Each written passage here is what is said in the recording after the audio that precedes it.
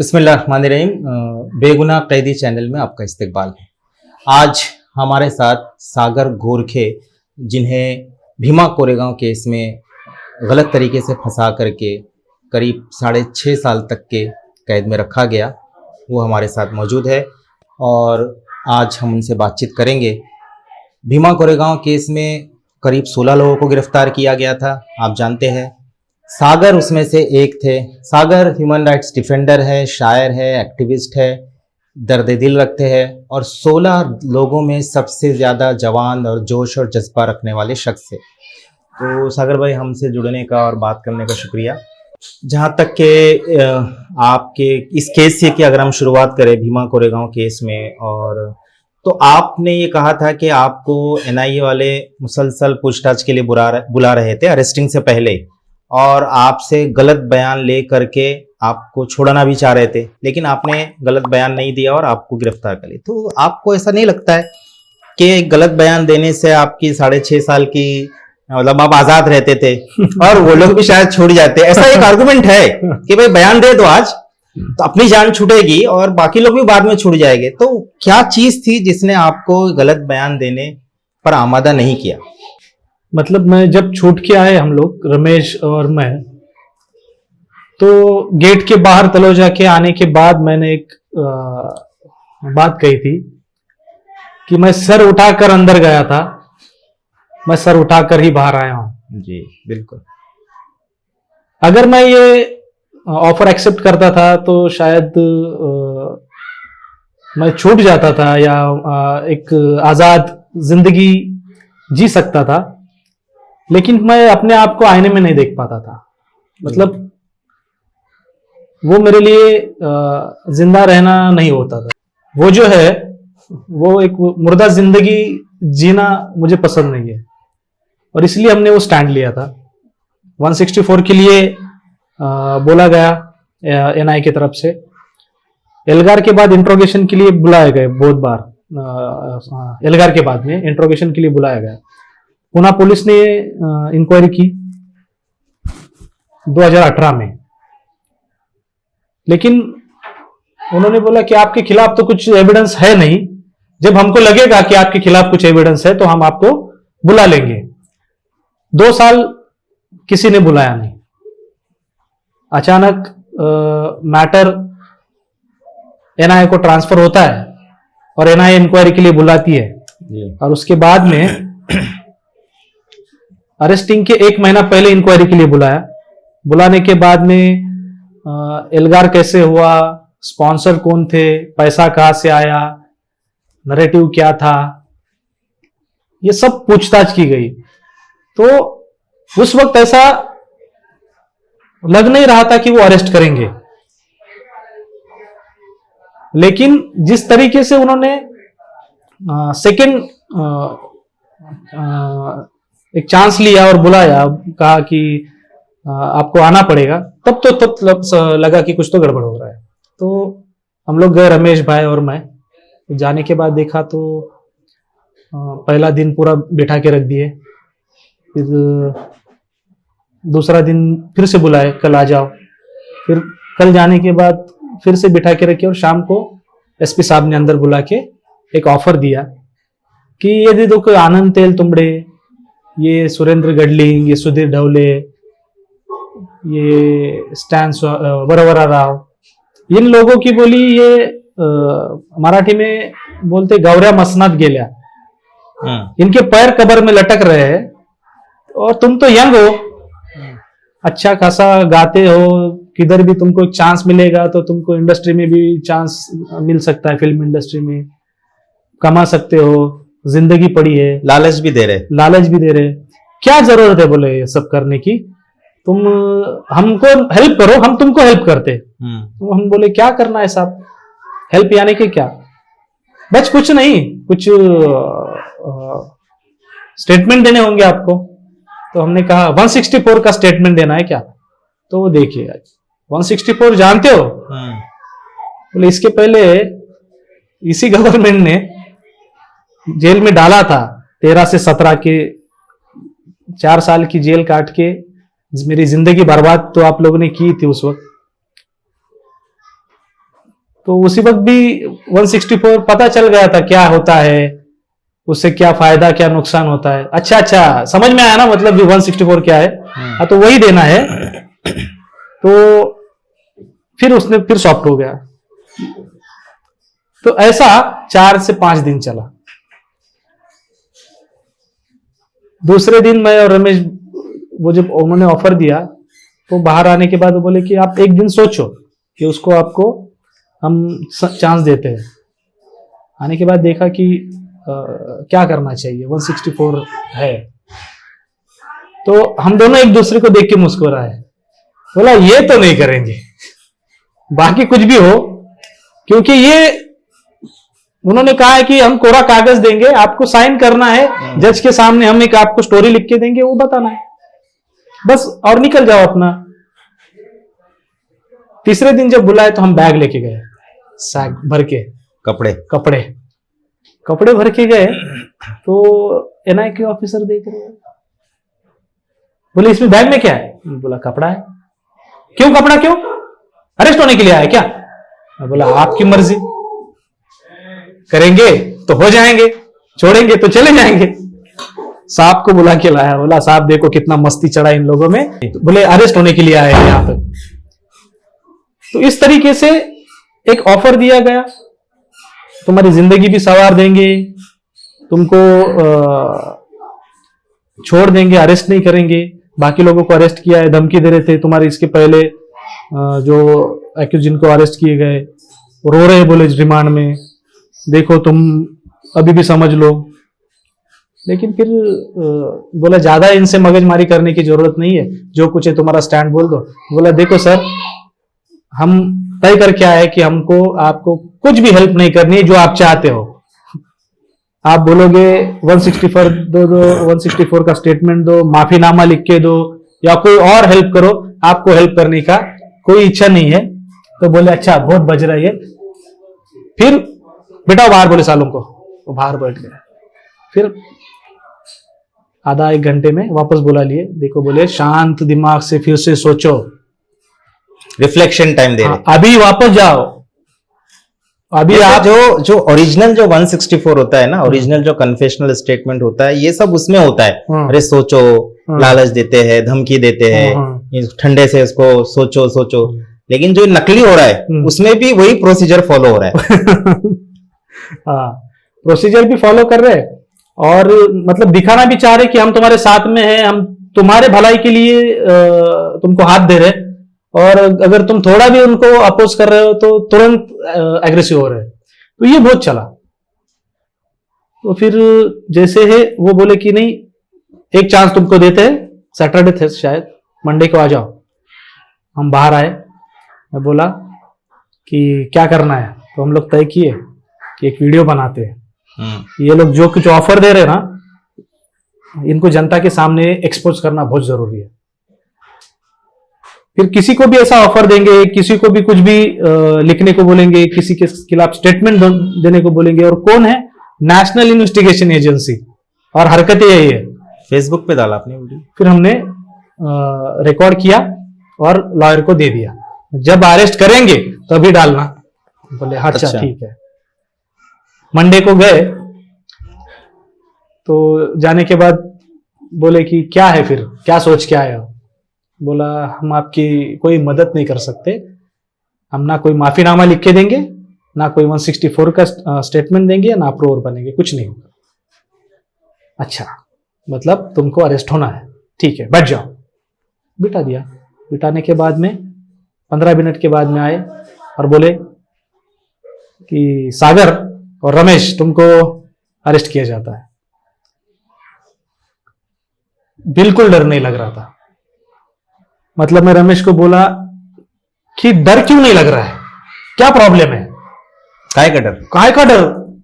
तो तुम्हारी जिंदगी अभी वापस सलाखों के पीछे जाने वाली है। आम आदमी के लिए बहुत बड़ी बात होती है, या किसी भी एक्टिविस्ट के लिए भी बड़ी बात होती है, क्योंकि उसकी फैमिली उससे अलग होने वाली होती है। जो उस मूवमेंट की बात कर रहा है, वो मूवमेंट का काम नहीं कर सकता है, वो जो सोशल लाइफ जी रहा है वो नहीं जी सकता है। फिर भी डर नहीं लग रहा है, मतलब ये इसका कुछ नहीं। लेकिन इस बात की खुशी थी कि तुम्हारा ऑफर हमने एक्सेप्ट नहीं किया। तो हम एक दूसरे को देख के हंसे, रमेश भाई और मैं, बोला ओके डन। उसके पहले चाय पीने के लिए गए थे, जब उन्होंने गैप दिया था, तब मैं बोला था रमेश ये देख कैसे लोग रास्ते पे घूम रहे हैं, देख वो चाय पी रहा है, देख अपन भी अभी चाय पी रहे हैं। अगले 2 घंटे में अपनी ये सब आजादी छिनने वाली है। और 2 घंटे के बाद में हम एनआई की गाड़ी में थे, वो हमको मेडिकल के लिए ले जा रहे थे। तब मैं बोला देख,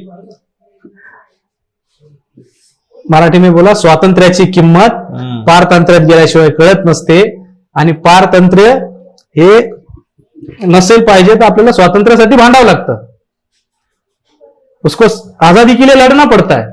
अभी इन्होंने अपनी आजादी छीन ली, देखते कितने दिन ये अंदर रखते हैं। हमको तो लग रहा था कि मतलब इतना लंबा समय नहीं जाएगा, कि जुडिशियली पे बहुत भरोसा था मेरे को। साल भर? हाँ, साल भर में अभी केस तारीख पे तारीख चल के भी साल 1.5 साल लगेगा, 5.5 साल हो गए। तो ये थोड़ा स्टोरी था अरेस्टिंग के समय का। वीडियो का क्या हुआ? तो हमारे अरेस्टिंग के बाद वीडियो बहुत चला, वायरल कर दिए। फिर हमें पता कैसे चला, तो आके एनआई का ऑफिसर आके बोला कि वीडियो कब रिकॉर्ड किया बे? बोला सर अभी सैटरडे को ही किया, आप लोग मेरे को छोड़ दिए थे उस वक्त। अच्छा, बहुत शाना है, तो बहुत शाना है, बोले बहुत होशियार है। उसके लिए नहीं, मारे नहीं। केस का एक एनआई का काम करने का तरीका थोड़ा अलग है। मतलब एटीएस पकड़ के मारती है और ये इंसल्ट बहुत करते हैं। तो ये जो इंसल्टिंग बिहेवियर रहता है ना, और उनको मालूम है ये मार से डरने वाले लोग नहीं है, इनके आत्मसम्मान जो है, इनका सेल्फ रिस्पेक्ट है, उस पर पैर रख दो, इनको ज्यादा तकलीफ हो जाएगी। तो बस वो उनके जो हथकंडे थे इंक्वायरी में, वो सब गाली गलौज करना, या फिर जानबूझ के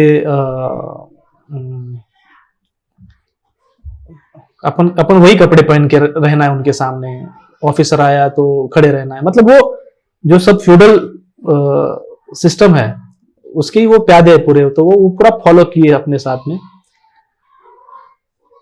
1 साल आपको ऐसा लग रहा था कि 1 साल में छूट जाएंगे, ऐसा क्या है, क्या वजह है कि इतना 5.5 साल लग गए? क्या आप पे गंभीर आरोप थे? क्या आपके खिलाफ आपके फेवर के कोई सबूत नहीं थे? इतना लंबा अरसा क्यों लग गया?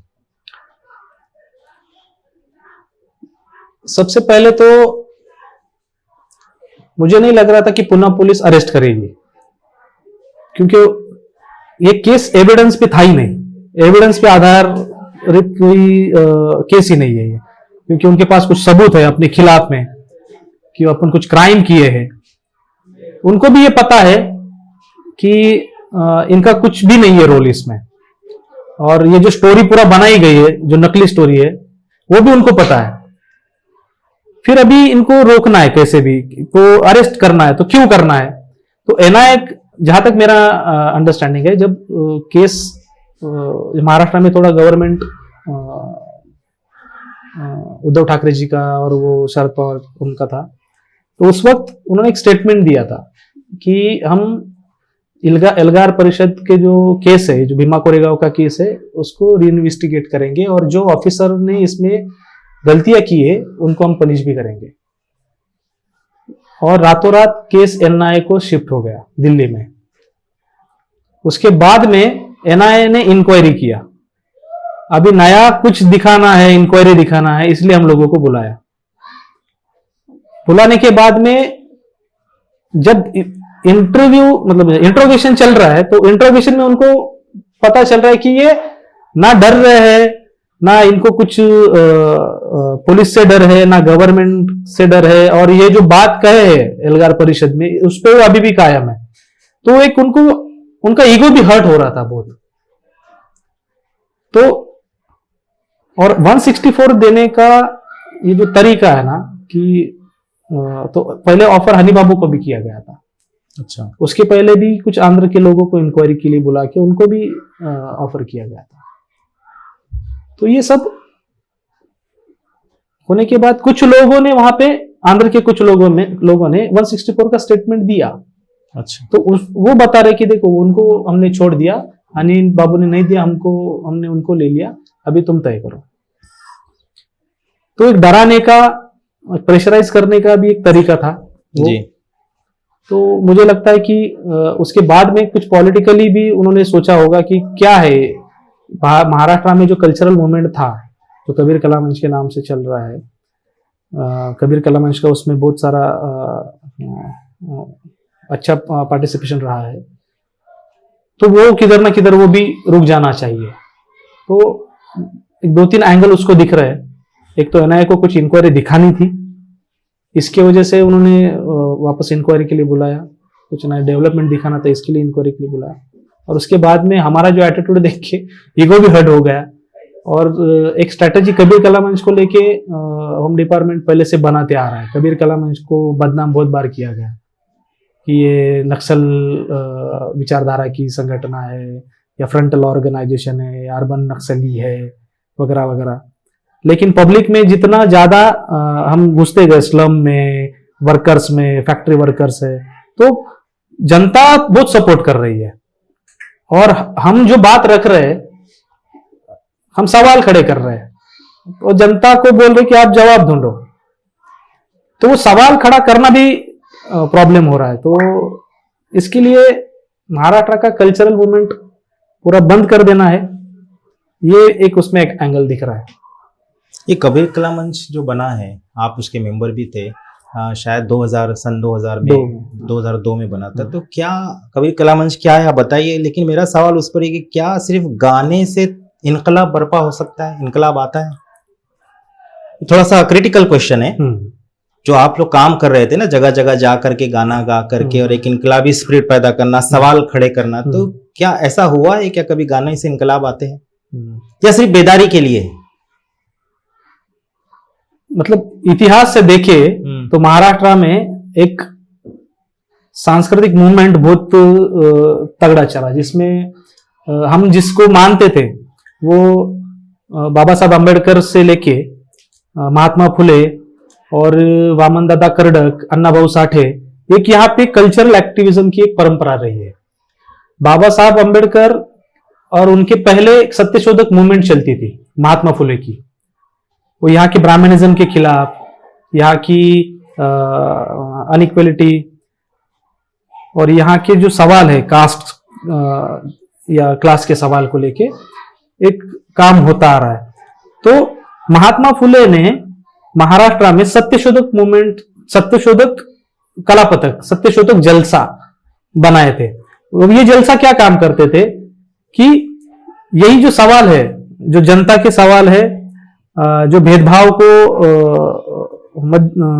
प्रमोट करते हैं, ऐसे विचार है, उनके खिलाफ में कल्चरल एंगल से तुमने बात करना है, तुमने गाने लिखने हैं, तुमने परफॉर्म करना है, तुमने।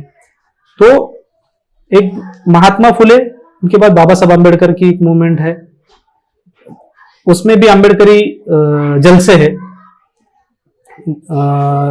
जो शायरी करते हैं, जो बताते हैं कि कास्ट सिस्टम कितनी घिनौनी चीज है, या भेदभाव कितना घिनौना है। उसी धरती पे फिर यहाँ पे कम्युनिस्ट मूवमेंट भी डेवलप हुआ है। तो कम्युनिस्ट मूवमेंट में आप लाल बावटा कला पथक बोल के अन्ना भाऊ साठे, शाहिर अमर शेख, गवानकर, आत्माराम पाटिल, इन लोगों ने चलाया था।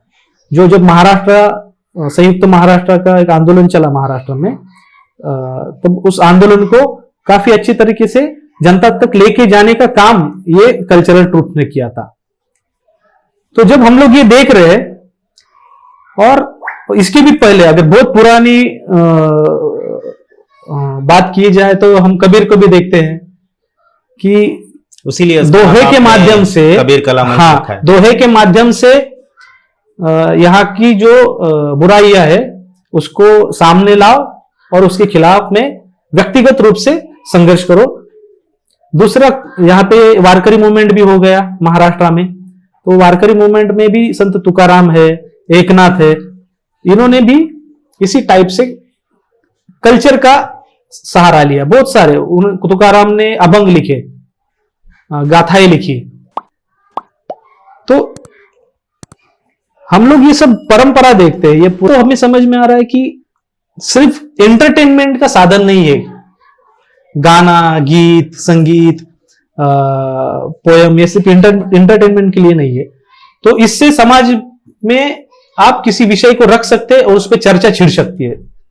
तो हम लोग ने वो तय किया कि चलो ऐसा कुछ करते हैं। तो 2002 में जब गुजरात में गोधरा हत्याकांड हुआ तो उसके बाद में पूरा माहौल खराब हो गया था। और उस वक्त अमरनाथ चंडालिया और ये रमेश गायचोर, ऐसे कुछ लोगों ने मिलके कबीर कला मंच बनाया। कबीर कला मंच का शुरुआत ये था, सिर्फ हिंदू मुस्लिम एकता की बातें करो। और ये जो कम्युनल पूरा माहौल खराब किया गया है कि मुसलमानों को टारगेट करना और एक भेदभाव का एक माहौल खड़ा करना, तो वो उसके खिलाफ में अपनी भूमिका रखो और दोनों कम्युनिटी को साथ मिला। तो फिर हम लोग 2002 में कबीर कला मंच बना। फिर तो हिंदू बनेगा ना मुसलमान बनेगा, इंसान की औलादे इंसान बनेगा, या रब्बा यार मिला दे, मेरा बिछड़ा यार मिला दे, इस टाइप के हम लोग गाने गाते थे। पॉलिटिकल शार्पनेस एक कुछ दिन में आता गया। वो शार्पनेस था कि क्या है, क्यों होते हैं दंगे, किस लिए किए जाते हैं दंगे, दंगों के पीछे क्या राजनीति होती है, मुसलमानों को हिंदू के खिलाफ भड़काना, हिंदू को मुसलमान के खिलाफ भड़काना, इसके पीछे का पॉलिटिक्स क्या है। आप गाने लिखते भी थे, गाते भी थे? गाता भी था, लिखता भी था। तो उसी वक्त, उसी दरमियान हम लोग इस बारे में सोचते थे, पढ़ते थे और समझ में आने लगा कि इसके पीछे बहुत बड़ी ताकत है और वो आरएसएस है। दिख रहा है कि आरएसएस जैसी ऑर्गेनाइजेशन क्लियर कट एक स्टैंड लेके और एक माइक्रो प्लान करके बस्तियों में ये सब उनके जो ग्रुप्स है, छोटे बजरंग दल है, विश्व हिंदू परिषद है, इनके माध्यम से ये सब करवा रही है। वो सिर्फ वहां तक ही सीमित नहीं है, तो उनके कनेक्शन कैपिटलिज्म तक है। तो सिर्फ अभी हिंदू मुसलमानों ने एक होना है और खुशहाली की जिंदगी जीना है, इतना ही बोल के रुक जाना है, या इनको एक्सपोज भी करना है। तो उसके बाद में पॉलिटिकल शार्पनेस आता गया भूमिका में, लाइंस में, और हम लोग आरएसएस के खिलाफ खुले रूप से बात करने लगे। हम कास्ट के खिलाफ बात करने लगे, हम क्लास, जेंडर, इक्वालिटी। कि कबीर कला मंच को टारगेट किया गया आरएसएस को एक्सपोज करने की वजह से। आरएसएस, हाँ, आरएसएस को एक्सपोज करना, कास्ट अनिलेशन की बात करना, यहाँ पे जितने भी कैपिटलिज्म ने या इंपरलिज्म ने जो गवर्नमेंट के साथ मिलके चलाए हुए प्रोजेक्ट है उसको विरोध करना, और ये सब हम कल्चरली कर रहे थे। गाने लिखते थे, गानों के माध्यम से बात करते थे हम। SCZ आया, स्पेशल इकोनॉमिक जोन, गाना लिख दिया। खैरलांजी में एट्रोसिटी हो गया, गाना लिख दिया। डिमोनेटाइजेशन हो गया, गाना लिख दिया।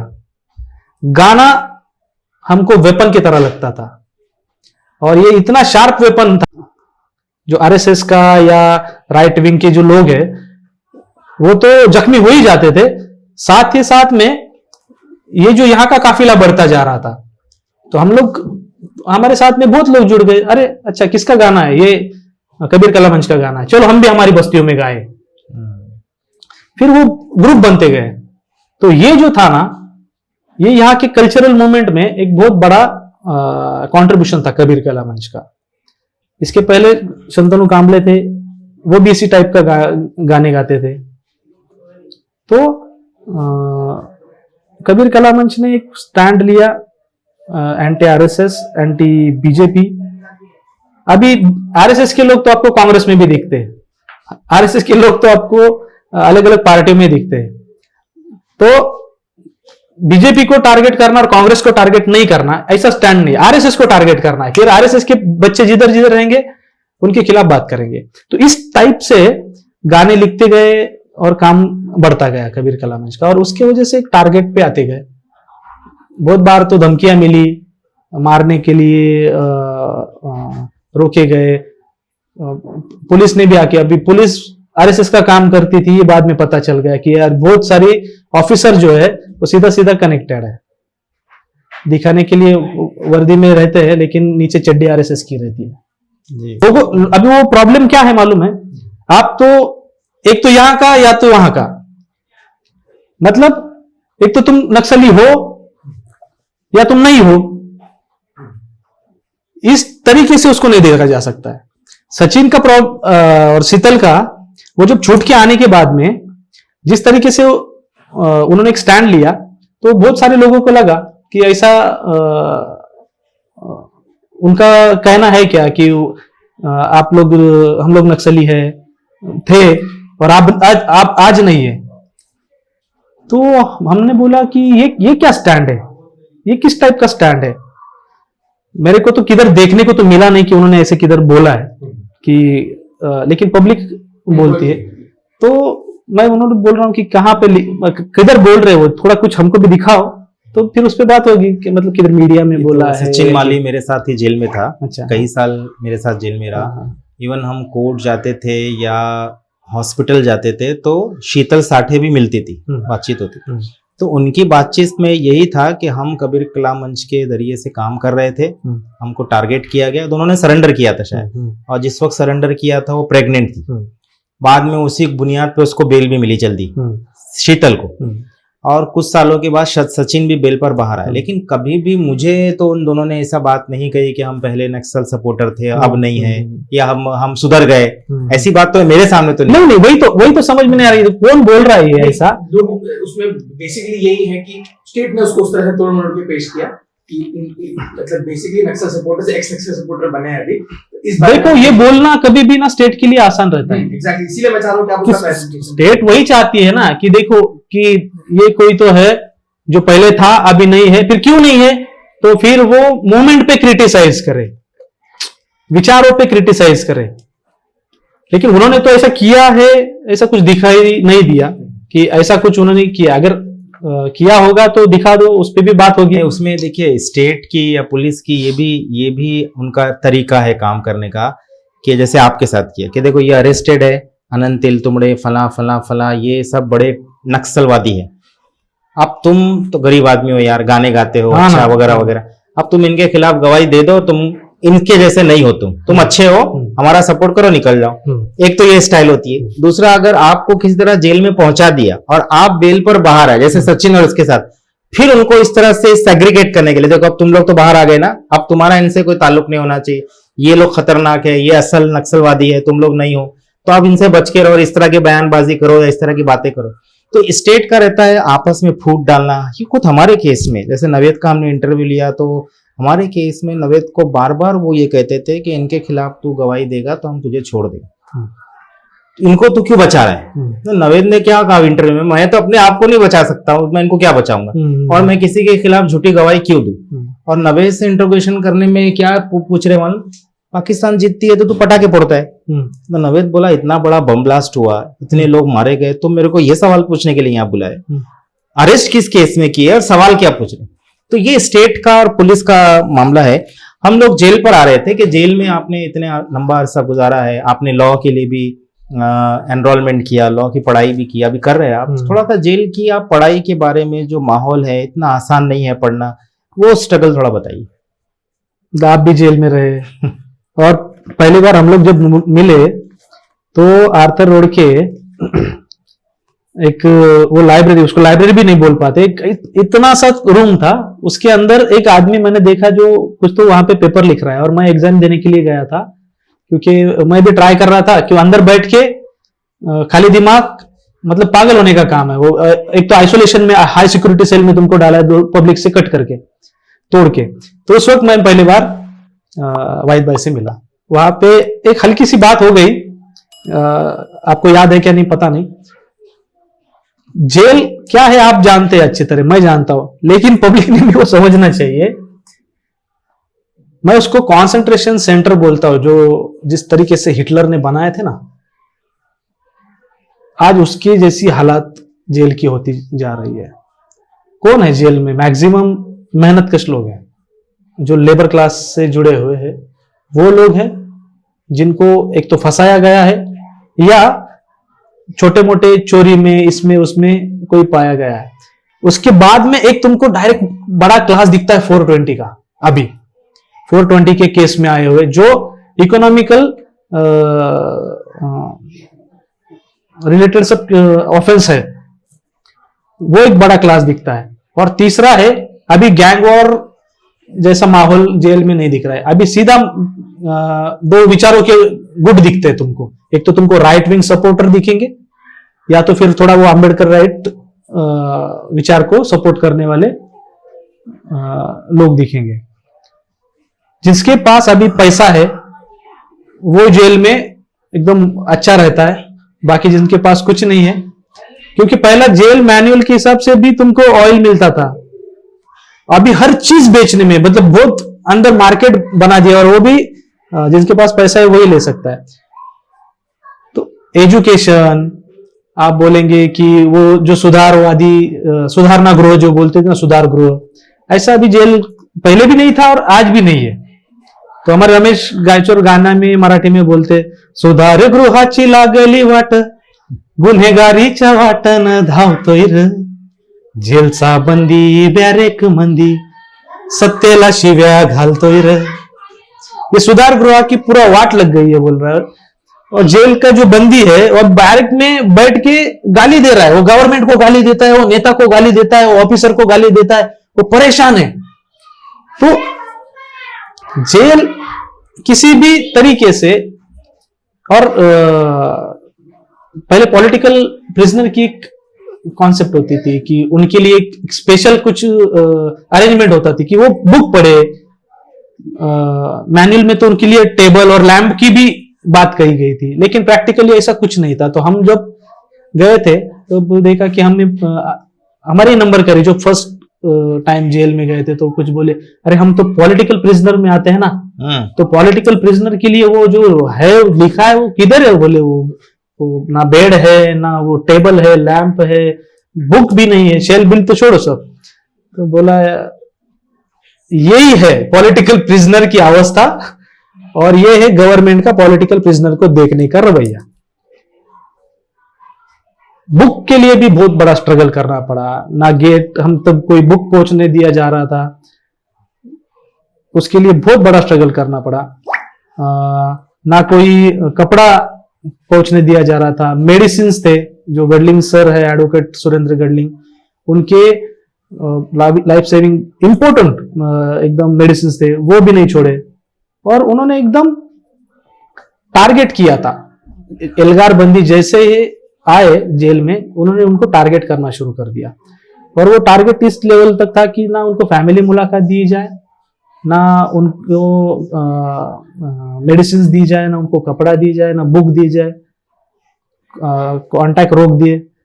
तो हमारे पास एक लॉ की जानकारी रखने वाले एडवोकेट सुरेंद्र गडलिंग, एडवोकेट अरुण परेरा, वर्नान गोंसालिस, इन्होंने लीगल एंगल से बहुत फाइट किया। तो उसके बाद में हम लोगों को वो सब मिलने लगा।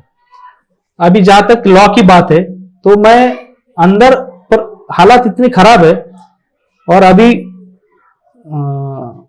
मतलब जो बोलेंगे ना, जिसको इंसाफ भी बहुत महंगा होते जा रहा है।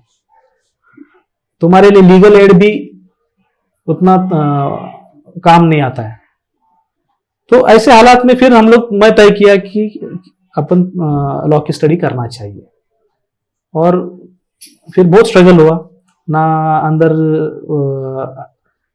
कोई व्यवस्था है, ना सुविधा है। जो एक सेंटर चलता है YCM का, यशवंतराव चौहान मुक्त विद्यापीठ का, ना उसमें लॉ की कोई प्रोविजन है कि तुम कर सकते हो। तो उसके लिए काफी एक स्ट्रगल करना पड़ा, जो बाहर के हमारे लोगों ने बहुत ज्यादा मेहनत लिया। तो उनके बलबूते पे मैं सेकंड ईयर तक अंदर से पढ़ाई किया। आपने जेल में रह के बहुत सारी किताबें पढ़ी और लिखा भी होगा बजाय, शायरी भी की आपने। तो ये सब प्रेरणा कहाँ से मिली? क्या शायरी, पहला शेर कैसे आया जहन में कि ये शेर कहना चाहिए? मैंने जो कहा कि एक परंपरा हम लोग देखते आ रहे थे, और शुरुआत में तो हम लोग सोचते थे कि गाना गाना है सिर्फ, क्योंकि बॉलीवुड का बहुत असर रहता है। फिर आने के बाद, यहाँ पे आने के बाद समझ में आया कि ये कुछ गाने अलग है, इनमें कुछ सामाजिक विचार है, ये महंगाई की बात कर रहे हैं, ये गरीबी की बात कर रहे हैं, ये भूखमरी की बात कर रहे हैं। तो फिर लगने लगा कि ये तो अपनी बात कर रहे हैं। अभी मैं जिस हालात से आया हूं, तो मेरे माँ बाप जो है वो सफाई कर्मचारी थे, मतलब बड़ी बड़ी सोसाइटियों में झाड़ू कटका करना ये माँ करती थी, पिताजी भी वहां पे वॉचमैन का काम करते थे। और हम जिस जाति से आते हैं वो भी यहाँ की दलित जात है। तो किसी भी तरीके से कोई भी सपोर्ट नहीं है यहाँ। मतलब पहले गांव में दलितों को एक काम करना पड़ता था, जो मरे हुए जानवरों को खींच के लेके जाके बाहर फेंक दे, या फिर साफ सफाई का काम। इस शहर में आने के बाद भी दलितों का वही हाल है। तो हमारे भी माँ, मेरे भी माँ, जेल में वही हाल है। हाँ, जेल में भी वही है। वहां पे भी अभी सुकन्या शांता ने बहुत अच्छा रिसर्च किया था, वो उसमें पूरे उन्होंने एक्सपोज कर दिया कि वहां पे भी ये यही लोग हैं जो वो काम करते थे, दलित ही है। तो जब ये सब देखा तो समझ में आया कि अपनी बात कोई तो कर रहा है गाने से, तो क्यों ना हम सोनू निगम बनने से अच्छा है कि रमेश गायचर बन जाए, हाँ, गदर बन जाए, सागर बन जाए, अन्ना भाऊ साठे बन जाए, अल्लामा इकबाल बन जाए, कुछ तो जो बात करनी है। तो बात, अब मैं साहिर से भी उस वक्त बहुत इंप्रेस हुआ था, तो पढ़ते पढ़ते फिर लिखना चालू कर दिया। और आज लिख रहे हैं, अंदर भी बहुत सारे गाने लिखे हम लोग, बाहर भी कबीर कला मंच के माध्यम से अभी बहुत सारे अभी नए नए गाने लेके आए हैं, जो जेल का स्टॉक है, जो जेल में लिखा हुआ। छापने का इरादा है? छापेंगे, रिकॉर्ड करेंगे। अभी लोग पढ़ रहे नहीं है गीतों को, सुनने में इंटरेस्ट है, उसके वीडियो देखने में इंटरेस्ट है, तो उसको उस टाइप से थोड़ा एक्सपेरिमेंट करेंगे। पहले भी हम लोग जब छूट के आए थे तो बहुत गाने रिकॉर्ड भी किए, आपको यूट्यूब पे भी मिलेंगे वो, तो वही थोड़ा उसको भी उसी तरीके से आगे चलेंगे। आपको पहले जो केस में अरेस्ट किया था एटीएस ने, उस जमाने में भी आनंद पटवर्धन ने आप लोगों का बहुत सपोर्ट किया, डिफेंस कमेटी बनाई थी, आपके लिए डॉक्यूमेंट्री बनाई थी, और इस केस में भी मुझे लगता है उनका सपोर्ट रहा। खुद मेरी जब फिल्म आई थी तो उन्होंने उसको बहुत सपोर्ट किया था। तो उनकी जो कोशिशें है उसको आप कैसे देखते? क्या क्या जज्बा था जो वो आगे बढ़ के हम सब की मदद कर रहे थे? बहुत पॉजिटिवली देखते हैं हम उनको। अगर वो नहीं रहते थे उस वक्त, उन्होंने हाथ नहीं दिया रहता, तो शायद हम बहुत हेल्पलेस हो जाते थे, क्योंकि उस वक्त हम अंडरग्राउंड थे। कितने साल थे आप? हम लगभग 2 साल अंडरग्राउंड थे, और 2 साल अंडरग्राउंड रहना, तुम्हारी पुलिस से बच के, तो जनता से तो कुछ बचने की बात नहीं है, क्योंकि वो पुलिस है जो पकड़ के झूठे केस डाल रही है, जो पकड़ के कुछ वेपन थमा के फिर तुम्हारे पास रिकवरी मिल रही है, स्टोरियां गढ़ रही है। तो इन लोगों से बचना था, तो इसलिए जो अंडरग्राउंड समय निकाले, बहुत बुरा समय था हमारे लिए। घर पे आके पुलिस रात में कभी भी आके दरवाजा खटखटाती थी, अचानक घर में वेपन लोड करके घुस जाते थे। उसके चलते हमारे पूरे घर को पूरा बाइकआउट कर दिया गया था। जो पुणे में भवानीपेट में हम लोग पहले रहते थे, यहाँ इतना पुलिस ने वहां पे आके तकलीफ दिया है कि माँ बाप को वहां से पूरा घर समेट के जाना पड़ा दूसरी जगह पर। अभी मैं जाने के बाद, मैं छूटने के बाद फिर से वहां पे आए, तब देखा तो पूरा वो घर गिर गया था, पूरा पतरे का टीन टप्पर का घर जो था। तो बहुत ज्यादा परेशानी उस वक्त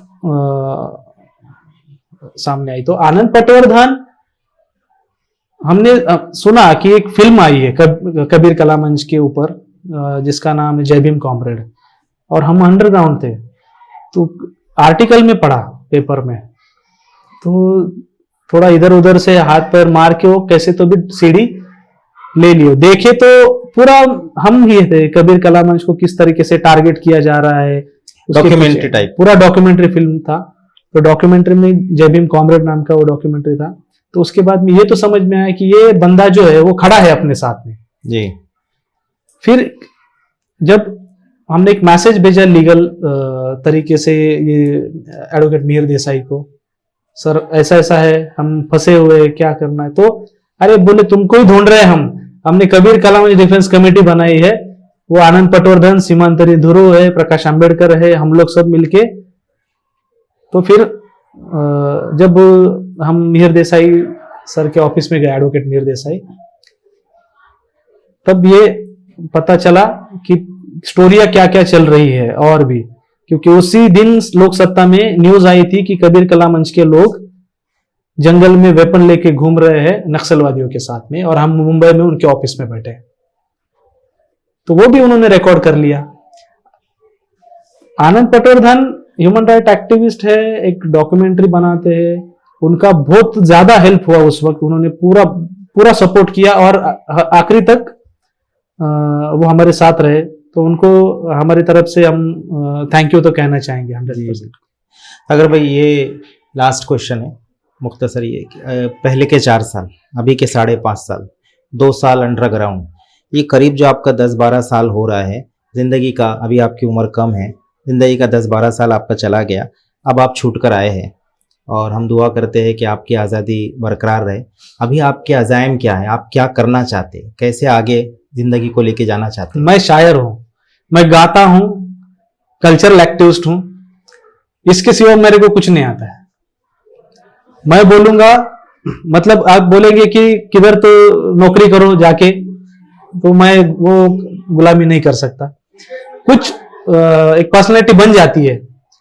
और दूसरा है कि माहौल ऐसा है कि दिन दहाड़े मॉब लिंचिंग हो रही है, लोगों को मारा जा रहा है, घर जलाए जा रहे हैं, कम्युनल राइट्स किए जा रहे हैं, एट्रोसिटीज हो रही है। उसमें अगर क्लास की बात करें तो गरीबी, महंगाई, भूखमरी, मतलब वो सब उधर ही है जहां हम 5 साल पहले छोड़ के गए थे, देख के गए थे कि अच्छा ये है क्या, सब इस पे ही गाना लिखना है। तो बाहर आने के बाद भी अभी भी वही दिख रहा है। तो हमने शुरुआत से ही तय किया था कि हम कल्चरली कंट्रीब्यूट करेंगे। हम गाने से लोगों में एक अवेयरनेस क्रिएट करेंगे खुद के हक के लिए। जैसे बाबा साहब अम्बेडकर कहते हैं कि गुलाम को बताओ कि वो गुलाम है, तो वो संघर्ष करेगा। गुलामाला गुलामीची जाणीव करून द्या, तो बंड करून उठेल। कल्चरल एक्टिविस्ट का काम वही होता है कि उसको बस दिखाना है, आईना दिखाना है, उसके सामने सवाल खड़े करने हैं, उसको तैयार करना है कि कम से कम सवाल तो पूछो। और आज की जो ये फैसिज्म का पूरा दौर है, हमारे मोदी जी और अमित शाह जी ने जिस तरीके से अपोजिशन पूरा खत्म कर दिया है, वो पार्लियामेंट्री अपोजिशन रहने दो या सोशल मूवमेंट रहने दो, कोई बात करने को रेडी नहीं है। कोई अगर बात कर रहा है तो ईडी पीछे लगा रहे, कोई अगर उनके खिलाफ में कुछ लिख रहा है तो उनको उठा के जेल में डाल रहे हैं। लॉयर डिफेंस भी कर रहा है तो उनको गडलिंग जैसे लॉयर को उठा के जेल में डाल रहे हैं। आनंद पटवर्धन, आनंद तेल तुमरे लिख रहे हैं, उनको जेल में डाला जा रहा है। टारगेट मुस्लिम, दलित, अल्पसंख्यक, आदिवासी और लड़ने वाले यूथ ज्यादा है। हमको लगता है कि जब माहौल ऐसा है कि कोई बात नहीं कर रहा है, तब बात करनी चाहिए। जी बिल्कुल। तो ये थे सागर, हमारे साथ काफ़ी देर बात कर रहे थे, और इनके जो अज़ाइम है, इनके जो हौसले हैं, इनके जो जज्बे हैं, हम इनको सलाम पेश करते हैं और इनकी आगे की ज़िंदगी के लिए नेक ख्वाहिशात, नेक तमन्नाओं का इजहार करते हैं। बेगुनाह कैदी चैनल में इस तरह के कैदियों का, जो बेगुनाह है, जो जेलों के अंदर लंबे अरसे तक बिता कर आए हैं, उनकी स्टोरीज़, उनके इंटरव्यूज़ आपके सामने पेश करते रहेंगे। इसी तरह इनके जो दोस्त हैं, जो साथ छूटे हैं, रमेश गायचूर, अगला इंटरव्यू उनका रिकॉर्ड किया जाएगा। जब तक के लिए इजाज़त दीजिए। शुक्रिया। शुक्रिया।